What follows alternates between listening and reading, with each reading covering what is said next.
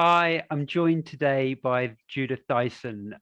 Judith is in Bradford and has been teaching English to refugees and asylum seekers there for, is it about 2 years now, Judith? Yeah, about 2 years, yes. Yeah.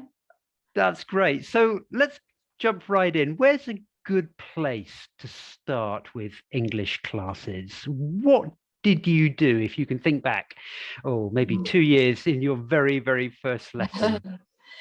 Well, I think I decided that I'd start with the things that they needed to learn quickly. So for some of them, it was the alphabet, how to say the letters, if they had to tell somebody the name over the phone, how to say the letters of the name, numbers, again, how to give their phone number to somebody, and then just very basic, short phrases, how are you? I'm tired, I'm cold, the verb to be, started off with that, and just very, very basic, really. Okay. So during your time teaching in Bradford, what have you done as a group that's had, you think, the biggest impact on the refugees that you've been teaching? I think it's been, well, I'd like to say the teaching, but it's all the periphery things, I think, as well. I mean, one of our team makes lunch for the students after his lesson, and sometimes the students offer to cook, and many of them live in hotels, so they don't get that opportunity to eat food that they like, and so they can cook their own food, and that's a big thing, just to be able to make them feel welcome. Taking them on trips outside of the city. Many of them live in the inner city, and that's all they see. They don't know that 10 minutes away there's beautiful countryside and lovely walks, and for them to be able to just get out of the city centre, that's really been good for them. Taking them to a cafe where they can order food, practice their English, is another good thing that we've enjoyed doing with them. And I think giving them something to do, two refugees cut somebody's hedge for them.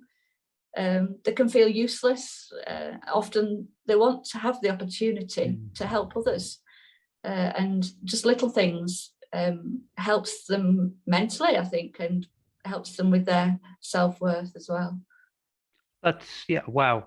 I'm just blown away by just 4 things you've listed there that are just fantastic, and obviously that's going to have such a big impact for somebody who's come from a background where they've potentially had considerable trauma and difficult times. Just giving them something really practical to get involved with, and the English as well, which yes, yes, definitely.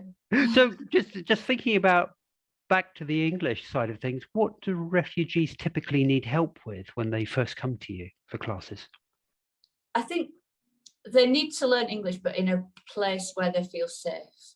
Okay. And a place where they feel welcomed, and a place where they can be, where people remember that they have had a life back in their countries, where they've had good jobs maybe, and they've left families behind. And I think to be able to teach English in a sensitive kind of way, it's been a big, really helpful for them.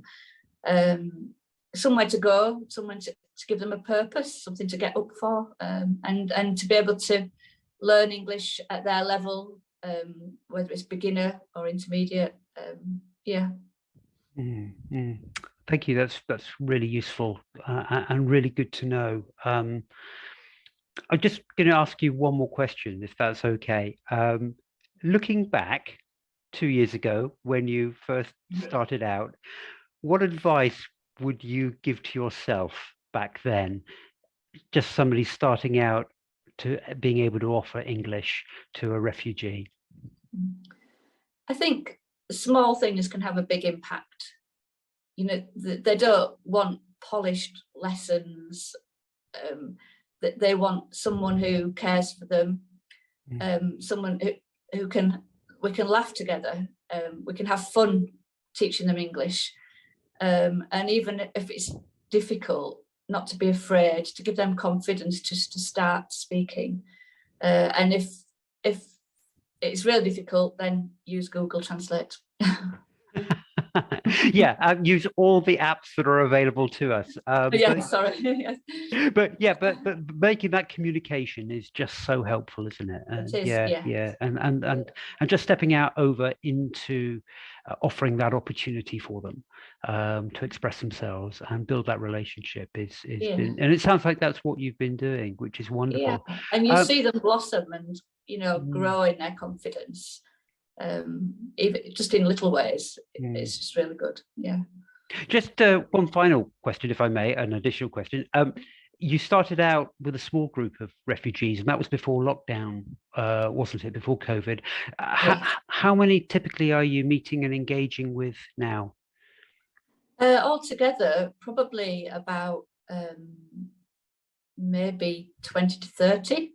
Okay. So at different classes, different stages. So yeah, it's been really good, and from lots of different countries, all over the world, have come to Bradford, which is fantastic. Well, having been there myself, it's a great place to go, and I know it's a fantastic welcome that they'll get when they come to join you in your classes. So thank you so much for all you're doing, and thank you for sharing some of your experience with us today. That's been really helpful. You're welcome.